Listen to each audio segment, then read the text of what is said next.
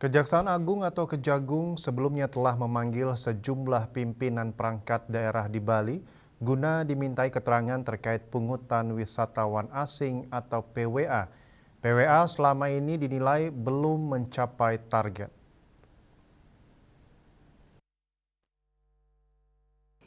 Pemanggilan para pimpinan OPD itu terkait permohonan permintaan informasi dan data. Sejak berlangsungnya pungutan sebesar 150.000 pada 2024 lalu, jumlah retribusi yang diperoleh dalam setahun hanya 318 miliar atau setara 32% dari total 6,3 juta wisatawan yang masuk Bali. Ketidakoptimalan pungutan ini menjadi perhatian Kejaksaan Agung. Ketua DPRD Bali Idewamade Mayatnya mengakui memang ada beberapa pimpinan OPD yang dipanggil karena pungutan tidak mencapai target. Hal ini disebabkan oleh sistem pembayaran yang perlu terus ditingkatkan. Idewamade Mayatnya memastikan pemanggilan tersebut bukan karena korupsi, karena sistem pembayaran PWA secara digital atau cashless langsung masuk ke kas daerah, bukan dipegang oleh orang pribadi. Memang kemarin ada isu bahwa ada yang dipanggil ke Jakarta. Memang Kejaksaan Agung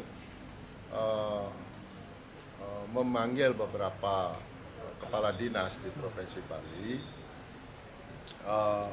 Penafsirannya kan kita punya 7 juta wisatawan.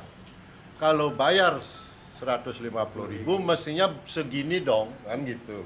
Tapi kan kenyataannya kita memang belum mampu untuk menarik itu semua. Karena memang sistem pembayaran yang kita inginkan, ya, yang pemerintah Provinsi Bali inginkan, dan kami juga sebagai pengawas di DPD Provinsi Bali, agar pembayaran itu direct ke kas daerah.